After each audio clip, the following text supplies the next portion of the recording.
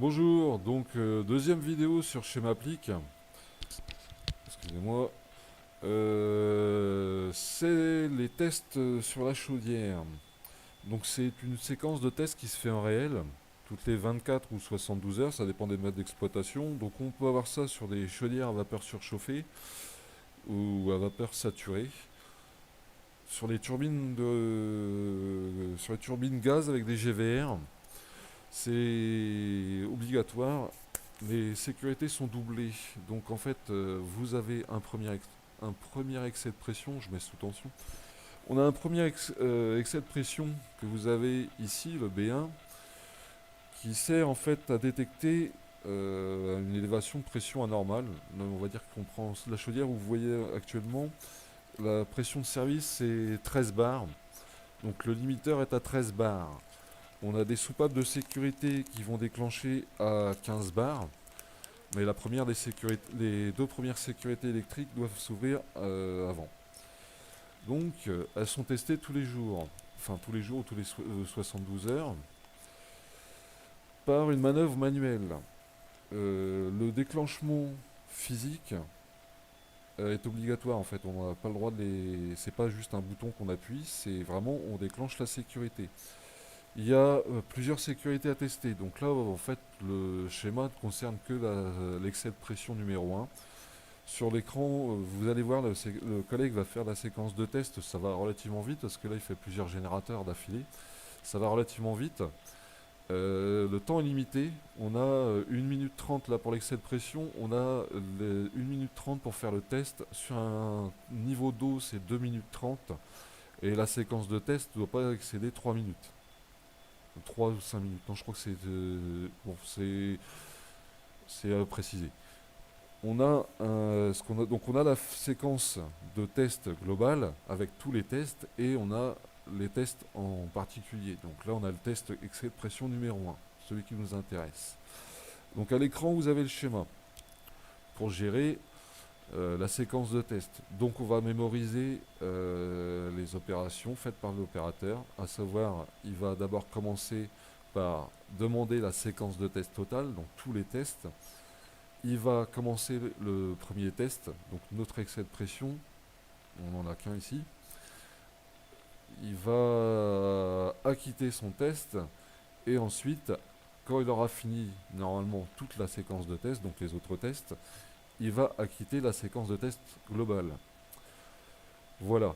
Donc pendant tout ce temps-là, la chaudière continue de fonctionner. Le but c'est que ça ne s'arrête pas. Vous avez en fait le KA5 qui est tout au bout à droite du schéma qui est activé actuellement. Donc lui il doit rester activé. On va dire c'est celui de ma chaîne de ce que je vais remettre dans ma chaîne de sécurité.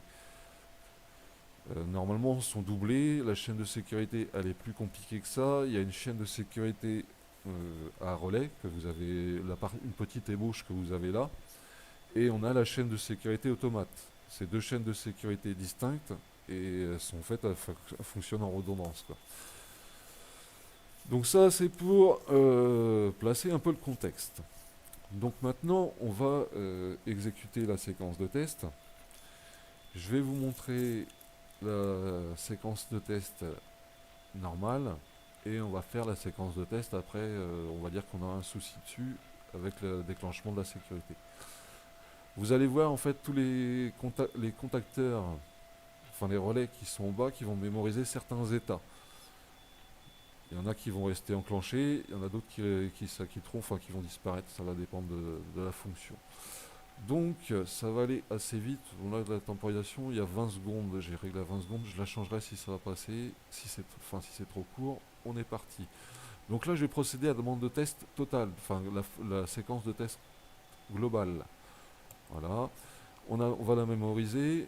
Je vais commencer mon premier test. J'isole ma rampe, je comprime le capteur de pression, je redécomprime, je redispose ma vanne, j'acquitte mon test, j'acquitte la séquence de test. Voilà. Donc là j'ai acquitté le test, juste mon excès de pression. Normalement j'aurais été faire d'autres tests, mais comme il n'y a que celui-là, j'acquitte en fait la séquence de test à la fin. Donc là on a fini tous nos tests et on acquitte la séquence de test. Donc là, en fait, la chaîne de sécurité est restée enclenchée. Il n'y a pas eu de souci. Alors ça peut arriver surtout en fonction de l'exploitation, surtout sur les niveaux, que ça mette plus de temps. Donc dans ce cas-là, la personne elle a quand même la possibilité d'arrêter la séquence de test.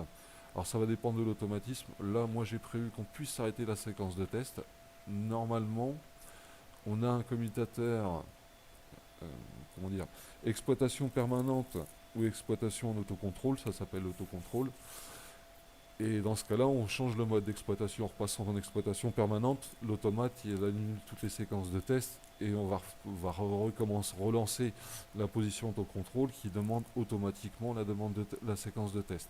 C'est une sécurité aussi, c'est quand vous passez un générateur en exploitation du mode exploitation en présence permanente avec quelqu'un en chaufferie ou un chauffeur à l'exploitation en autocontrôle, donc en sécurité surveillée.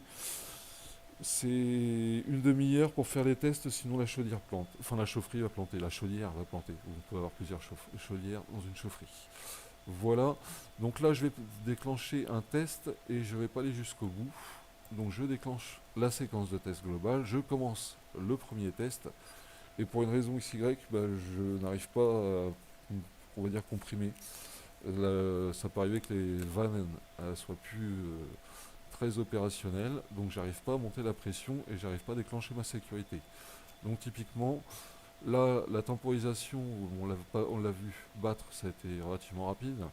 Elle a enclenché le contacteur K9 et ici, en fait, on a ouvert la chaîne de sécurité. Donc là, la chaudière est en rideau et bah, il faut disposer pour pouvoir acquitter. Donc j'essaye d'acquitter et en fait bah, j'y arrive pas. Ça sert à rien. Il faut que je remette mes sécurités en ordre. Donc la sécurité en ordre, ça veut dire la vanne d'isolement fermée, enfin ouverte, pour que la pression puisse remonter sur les capteurs. Donc j'ai rouvert ma vanne d'isolement. Et là, je pourrais réarmer ma chaîne de sécurité, relancer la chaudière en présence permanente, passer en mode autocontrôle, relancer la séquence de test, isoler la rampe, comprimer le capteur de pression, redisposer la rampe, acquitter mon test et valider ma séquence de test. Et là, je peux repartir.